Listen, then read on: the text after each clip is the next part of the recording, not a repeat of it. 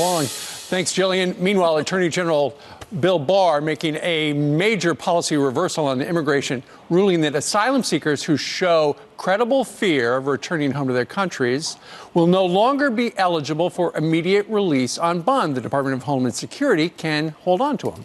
Yeah, that's right. The Attorney General says the decision, which does not apply to family units or unaccompanied children, should go into effect in 90 days. But a lawsuit might actually prevent that. Here to weigh in is GOP Florida Senator Rick Scott. Senator Scott, thanks for being with us. Good morning. No, I came here early because I was afraid Chuck Schumer might close the streets and not let me get here.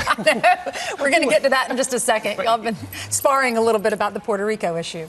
But first, we wanted you to weigh in on what the Attorney General, his new proposal, or his Follow the law. New law. Right. Enforce all of our laws.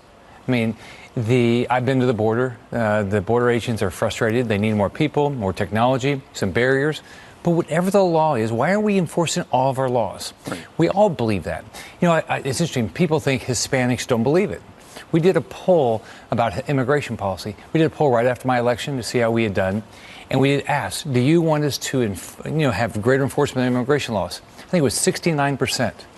So whatever the law is, we ought to be enforcing it. So if that's the law, the Attorney General ought to be enforcing it. But there are certain laws that ought to be changed. You know, the president has talked about the catch and release thing is crazy. They need to change the Flores Amendment. That all comes back into your department, which means Republicans and Democrats have to do it. But you're not doing it. Why? I think the Democrats believe it's a good issue for 2020. I've been up there a little over 90 days. Everything is about the election in 2020. They're frustrated. They hate Trump. They don't want to give him a win. No, they don't want to do anything that might help Trump. This is all about election in 2020. Every fight up there is about, we're not going to do anything because this might be good for Trump. But what about 103,000 people at our southern border in March alone? That's a crisis. Oh, it's absolutely a crisis. I mean, and it's unsafe for immigration agents. It's unsafe for our country. We've got to, I always thought about it. As governor, I had 3 jobs. Economy, get kids a good education, keep people safe. And this job is a good economy, keep people safe. This is keeping people safe. We have to secure our border. Okay, you mentioned Chuck Schumer, who represents New York.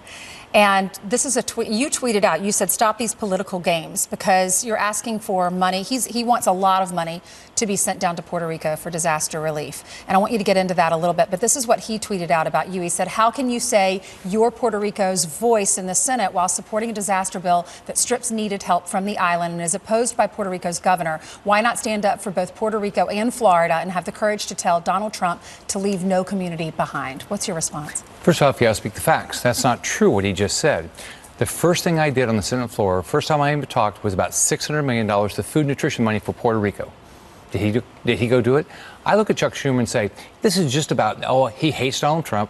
It's about, he's mad that I did well with Puerto Ricans, and he wants to act like he cares. Well, think about it. When Maria hit, did he go to Puerto Rico and say, what do you need? No. I went there 8 times. Did he open up relief centers in New York? No, I opened up 2 in Florida to help them. Did he waive regulations so the kids get into schools, the parents get jobs? No. So this is just him saying he wants to care, so it hurts Republicans because we actually do care about Puerto Rico. Okay. Well, it'll be interesting to see what sort of relief they ultimately do wind up with. Thank you very much, Senator, for joining us live today. Thank you, Senator. Glad I got to come. No kidding. All right. All right, we told you about this.